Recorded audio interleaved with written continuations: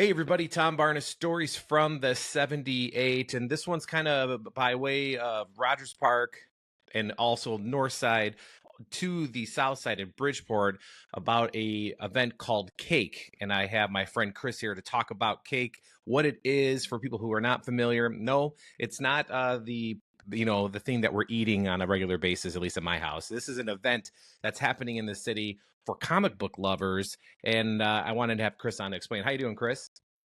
Hey, it's Tom. Nice to meet you. Nice to meet you. So you're up in Rogers Park, but the event, as you were just saying, was in Lakeview, downtown, and now in Rogers Park. So explain a little bit what Cake is and the evolution so far. Yeah, so this is the 12th year of Cake. Unfortunately, we missed our 10-year anniversary with lockdown, so that was no fun. But I mean, I get it. yeah, as the show has evolved, we had our home in Lakeview for a long time at the Center on Halsted, and then decided to start moving around. Lockdown kind of changed things up a little bit more, Hmm. and yeah, this year we had an opportunity for the first time to go to the South Side in Bridgeport, and that's an exciting it's an exciting chance for us to show in a different part of the city. Hopefully, make it a lot more accessible to people who are either downtown or on the South Side. I know we've got a lot of creators in Pilsen as well. So yeah, just I wanna have the show closer to more people, and yeah, looking forward to it. Right, and Cake is a Chicago Alternative Comic Expo, right? And that's what CAKE stands for, the acronym CAKE. This is an area of the city where it is bustling with creativity. I mean, the South Side, Bridgeport, there's so much going on. So it's a good spot to be in. Yeah, looking forward to it. So it's going to be held at the Joby Art Gallery, right off of the Sox 35th Red Line stop. And yeah, we've got shuttles going from the Red Line stop to the Joby, or you can take the bus. Either one's up to you.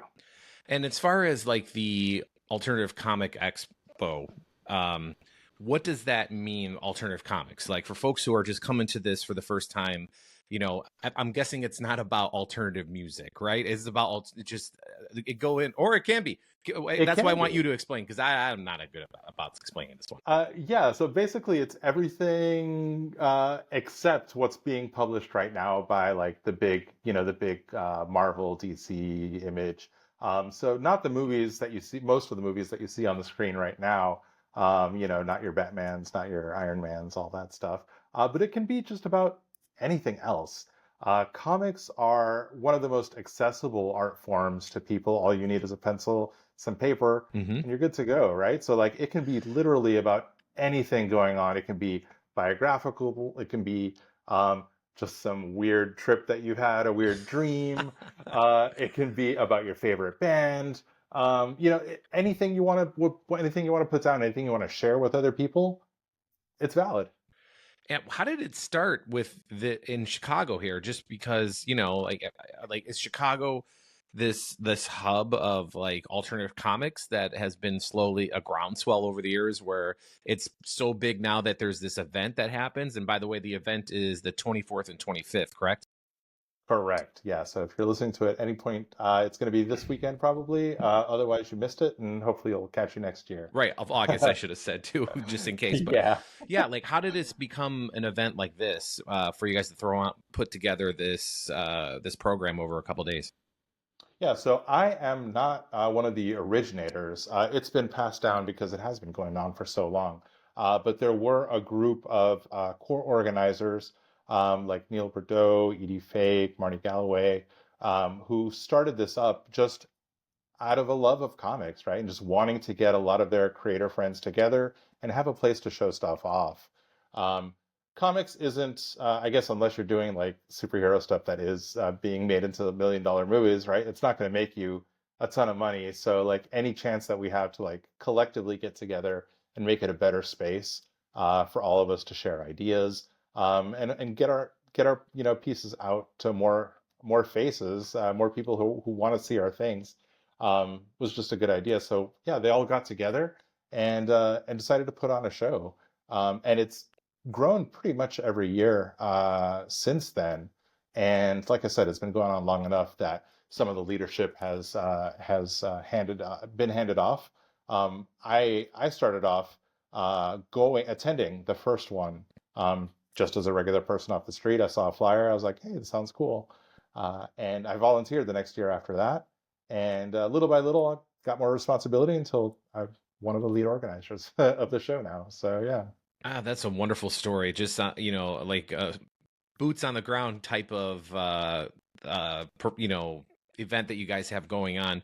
And I think there's a big misconception these days with like comics automatically being associated with superheroes only because of what's happened with the Marvel universe and even DC with the movies that they've been putting out. But there's so much more going on in comic books than superheroes. And I mean, I suppose the definition of superhero. I think even Marvel's been trying to like trademark the word superhero or the word superhero. So it's good that there's a space for people to find other things besides, the typical superhero in a comic book.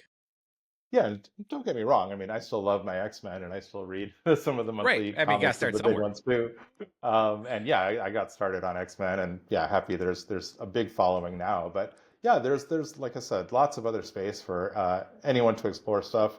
Um, I've, I mean, my comics that I've done have a lot of them have been personal, so you'll find like a lot of like autobiographical stuff. I've also like adapted some of my friends' plays that he's written into comics, as I think sort of screenwriting and playwriting goes well into a visual format, so you can like imagine yourself as a director almost as you go ahead and create this kind of stuff.